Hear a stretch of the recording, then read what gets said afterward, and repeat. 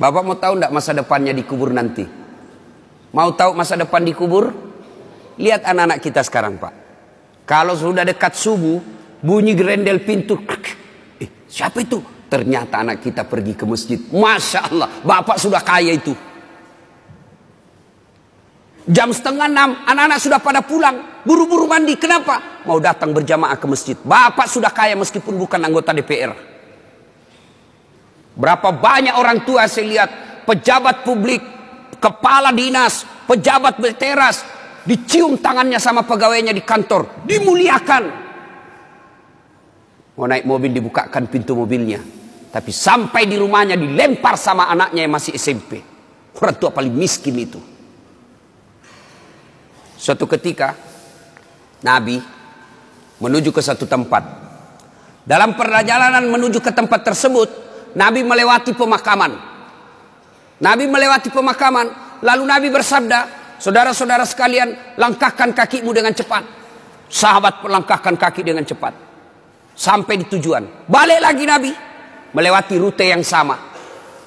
Sahabat ketika lewat di pemakaman, langkahkan kakinya dengan cepat. Nabi bersabda, tidak usah cepat-cepat, tidak usah buru-buru, tenang saja. Sahabat bertanya, ya Rasulullah, tadi waktu pergi kami disuruh buru-buru, kan pulang tidak lagi. Ada apa ya Rasul? Nabi menjelaskan, begini, andai saja kau diberi telinga seperti pendengaranku, kau akan tahu betapa disiksanya tadi ini orang dikubur. Waktu pergi disiksa, saya tidak tahan, tidak betah, tidak tega mendengar dia diazab. Maka saya buru-buru supaya saya tidak dengar lagi dia disiksa. Tidak tahan saya dengar dia disiksa. Balik, tidak lagi. Kenapa ya Rasul? Saya mendapat berita dari Jibril. Allah perintahkan kepada malaikat penyiksa di kubur. Wahai malaikat, siksaanmu, hentikan siksaanmu. Tidak mungkin kusiksa itu orang tua di kubur. Sementara anaknya di dunia lagi belajar mengaji, membaca. Bismillahirrahmanirrahim. Baru bismillah, dengan nama Allah pengasih penyayang, baru itu dia baca, Allah perintahkan, hentikan siksaanmu. Maka bapak-bapak, kekayaan kita sesungguhnya yang bisa membantu kita dikubur bukan rumah, bukan mobil, bukan tabungan, bukan kebun sawit, tapi yang bisa menolong bapak ketika sudah di alam kubur adalah anak. Ibu-ibu, saya tanya ibu, ibu, kalau ibu meninggal kira-kira siapa yang doakan ibu? Suami? 3 bulan dia kawin lagi. Ini fakta Pak. Saya kan selalu belajar di medsos itu. Ada kawan saya naik haji, meninggal istrinya, nangis betul, nelpon saya nangis terus, sampai bengkak matanya. Saya bilang, hebat betul ini bapak, sayang betul sama istrinya. Dan apa dia kata? Ustadz, sepeninggal istri saya rasanya terbang separuh jiwaku. Kayak lagu. Beberapa saat kemudian saya jogging di Karebosi. Jogging, ketemu saya masa itu bapak.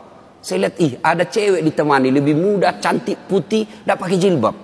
Saya tanya, Pak Haji, siapa itu? Dia bilang, yang baru Ustadz. Dalam hatiku, dia lupa bengkak matanya. Lalu siapa yang bisa mendoakan dan akan mengingat kita? Tidak usah contoh lah. Orang lain, saya nih Pak. Doakan saudara, jarang Pak. Nanti dia minta, dia doakan saya. Baiklah, itu kalau saya ingat. Tapi yang selalu saya doakan di sujud akhir setiap sholat saya, ibu bapak saya. Jadi yang bisa menyelamatkan, nolong kita ketika dikubur, anak.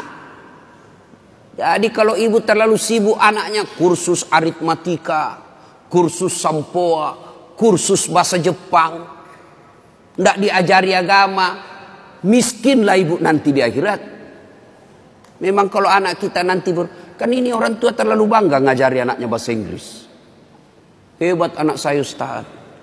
Baru 1 tahun sudah pintar bahasa Inggris. Yang kelas 2 pintar bahasa Jepang. Yang kelas 1-nya lagi nih SMP, dia sudah pandai bahasa Korea. Memangnya nanti kalau dia berdoa pakai bahasa Korea? Oh my God. Please help me my mother. Enggak lah, tetap pakai bahasa Indonesia. Langsung sebarkan, lalu bikin tulis di bawahnya, jangan lupa like and share.